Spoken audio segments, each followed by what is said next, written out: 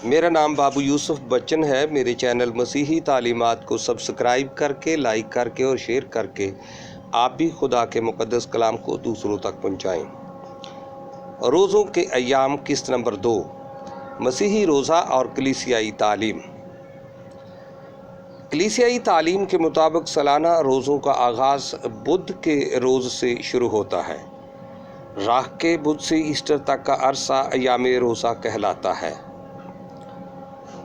راہ کا بدھ اور ایسٹر کیسے مقرر ہوتے ہیں؟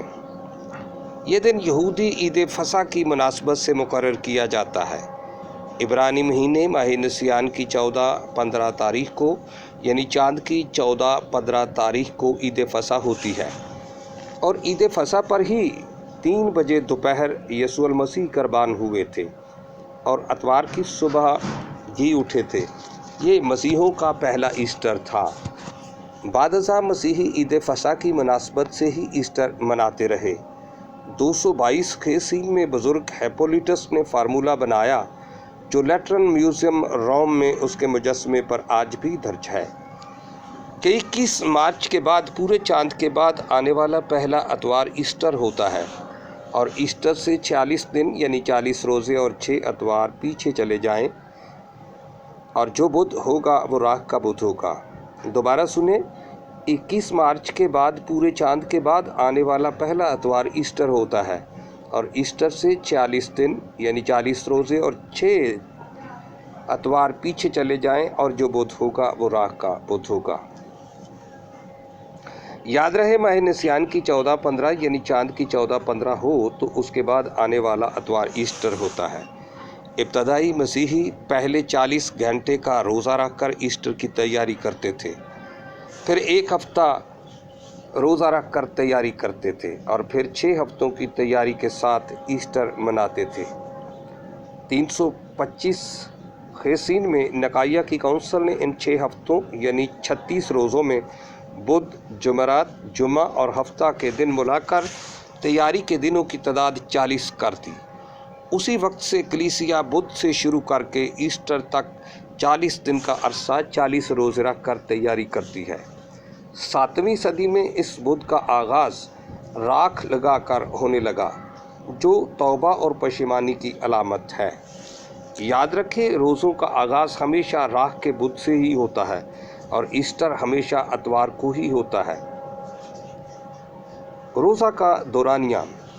یہودی شام سے شام تک یعنی 8 پہر یعنی 24 گھنٹے کا روزہ رکھتے تھے، اور صبح سے شام تک یعنی 4 پہر یعنی 24 گھنٹے کا روزہ بھی رکھتے تھے۔ پڑھیں 2 سموئیل پہلا باب 12 آیت اور 3 باب 35 آیت، اور قضات کی کتاب 20 باب 26 آیت۔ کلیسیائی تعلیم کے مطابق روزے کا دورانیہ روزہ دار کی مرضی پر منحصر ہے۔ کلام مقدس کے مطابق 4 پہر کا روزہ یعنی صبح سے شام تک کا روزہ، جو 2 سموئیل پہلے باب کی 12 آیت اور 3 باب 35 آیت اور قضات کی کتاب 20 باب 26 آیت میں درج ہے۔ 8 پہر کا روزہ یعنی 1 دن کا بھی روزہ، 2 دن کا، 3 دن کا، 4 دن کا، 5 دن کا، 7 دن کا، 14 دن کا، 21 دن کا اور 40 دن کا روزہ رکھا جا سکتا ہے۔ بزرگ اورینیس 190 کے سین میں فرماتے ہیں، بعض 1 دن کا یعنی 8 پہر کا اور بعض 2 دن کا یعنی 16 پہر کا روزہ رکھ سکتے ہیں۔ 1614 خیسین میں جب مشنری فادر صاحبان ہندوستان آئے تو انہوں نے ہندوستانیوں کو کلام مقدس کے مطابق 4 پہر یعنی صبح سے شام تک روزہ رکھنے کی اجازت بھی دی تھی۔ پڑھیں کتاب ہماری داستان از بشپ لیری سولڈانا، صفحہ نمبر 21۔ روزہ رکھنے کی عمر۔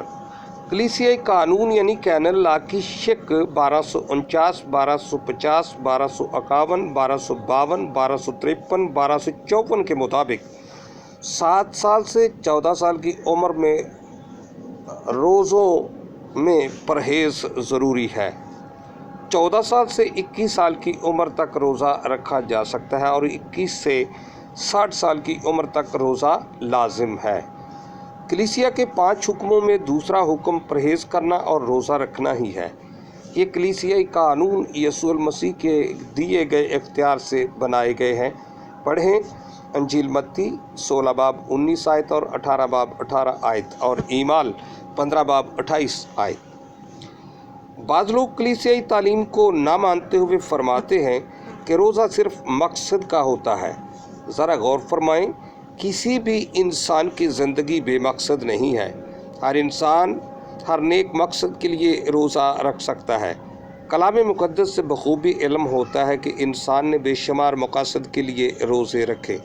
मसलन आने वाली बला को टालने के लिए, अज़हार मातम के लिए, गुनाह से पछतावे के लिए, ज़िम्मेदारी सौंपते वक्त, तकर्रुर व तख़सीस के वक्त, ख़ुद को सज़ा देने के अज़हार के लिए, फ़रोतनी के लिए, रसूली रवायत पर अमल करने के लिए, आबाई ख़ता के लिए, बदरूहों को निकालने के लिए, अज़हार गम के लिए, मुराद पाने के लिए, गुनाहों की मुआफ़ी के लिए, शफ़ा की सिफारिश के लिए, खुदा की कुर्बत के लिए, पाक होने के लिए, खुदा का रहम हासिल करने के लिए, नेक मकासद के लिए, शुक्रगुजारी के लिए, मिन्नत व समाजत के लिए, दुआ की कबूलियत के लिए, दूसरों के लिए और फ़र्ज़ के तौर पर वगैरह।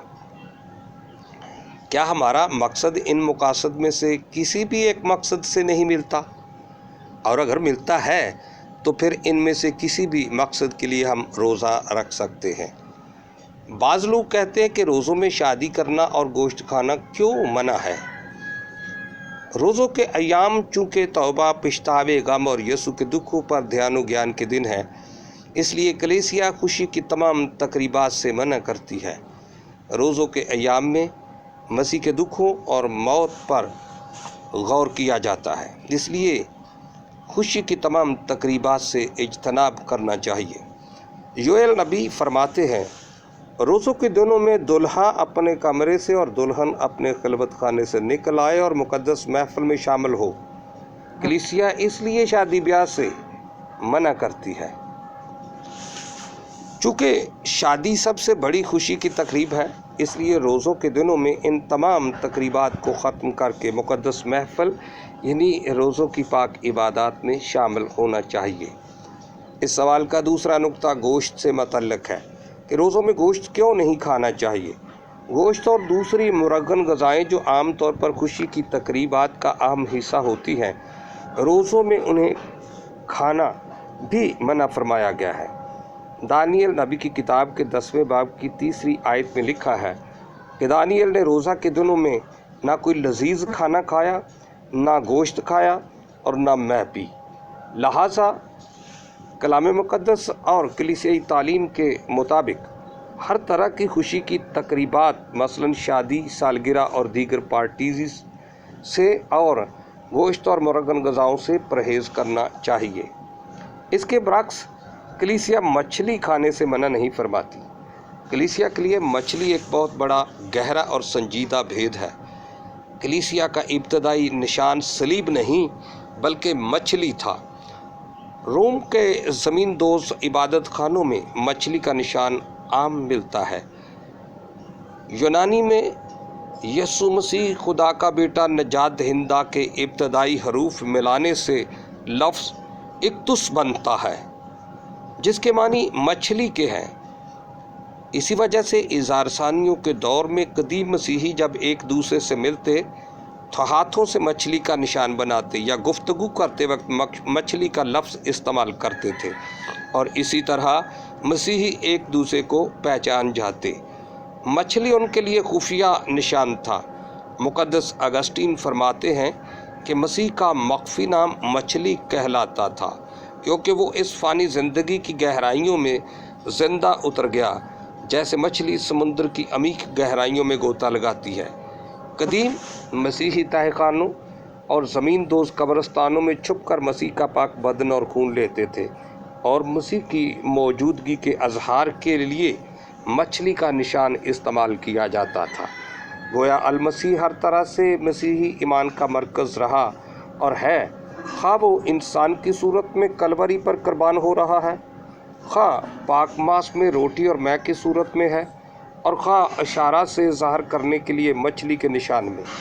اس لیے مسیحی مچھلی کو گوشت سمجھ کر نہیں بلکہ جس طرح روٹی اور مے کو مسیح کا حقیقی بدن اور خون سمجھ کر کھاتے ہیں، اسی طرح مچھلی کو بھی مسیح کا ابتدائی اور حقیقی نشان سمجھ کر استعمال کرتے ہیں۔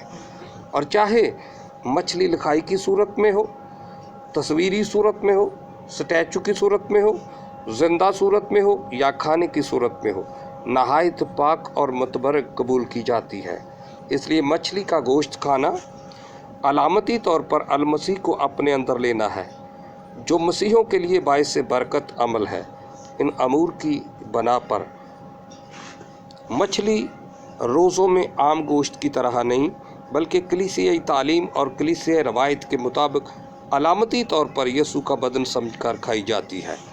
اگلی قسط میں روزوں سے متعلقہ سوالات کے جوابات دیے جائیں گے۔ سننے کا بہت بہت شکریہ۔